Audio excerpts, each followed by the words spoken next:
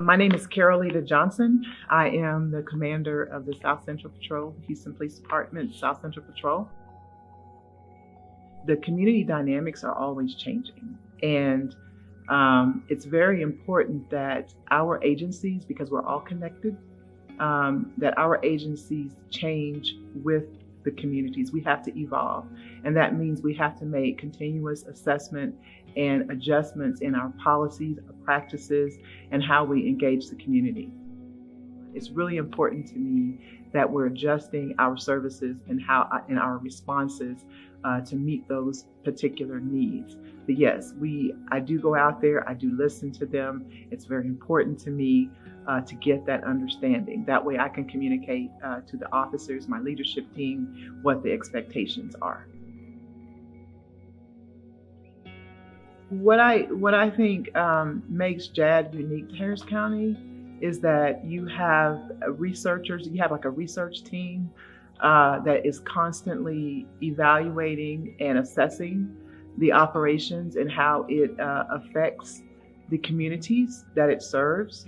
And it helps to provide that data so that those individuals that are in the appointed positions can make the proper decisions so that there's no, I would say, disparate impact on the diverse communities that we serve. So the RE Committee, and I'll start with what it stands for. It's the Racial and Ethnic Equity Committee.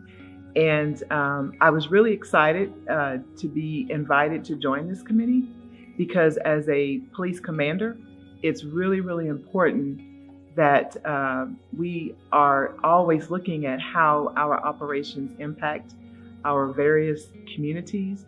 It's kind of a quality control measure. As I was reviewing this particular body-worn camera footage, it kind of caught my attention because the officer that I was reviewing, he had lost sight of a fleeing suspect. And this fleeing suspect had ran into a home where there were other individuals in the home. And the individuals inside the home, they were very compliant. They followed the officer's orders. Everybody got on the ground. They all got in prone positions. But there was a 3 to 4-year-old little boy that was in this home as well. And he himself followed the officer's order, got on the ground, and was in the prone position. The officer ordered each and every person out one by one. And it really struck me hard to see this little boy as he exited the room or exited the home through the front door. He walked out with his hands up. And what I was thinking was, I know the officer had to do his job because that fleeing suspect was in fact in that house, and he was in the back room, and he had access to 2 firearms. And so it took the K-9 to get that particular suspect out safely because he was wanted. But what struck me really hard was that this 3 to 4-year-old little boy experienced the criminal justice system at a very young age and through no fault of his own.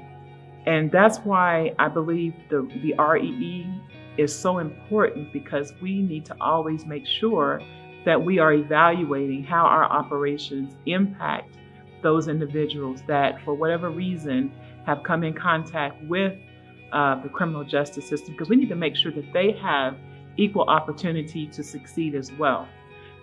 Those contacts with law enforcement will forever stay in their memory, and whether negative or positive.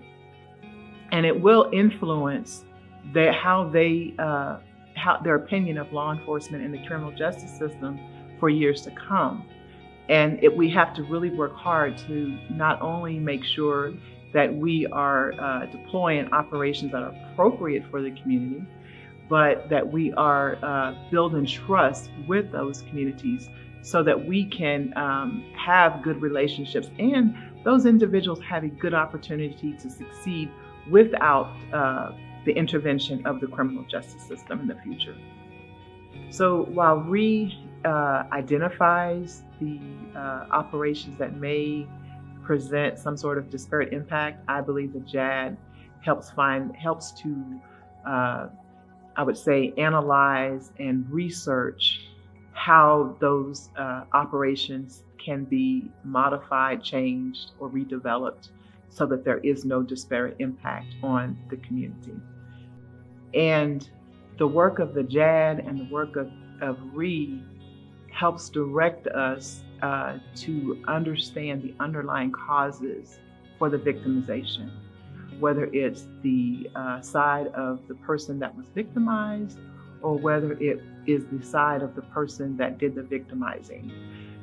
So just because we're victim focused doesn't mean we just go after who's done the crime and get justice. We're looking to get to those underlying problems that actually caused the crime and help those individuals get the resources that they need so that they will no longer become a victim, or so that they will discontinue or stop victimizing.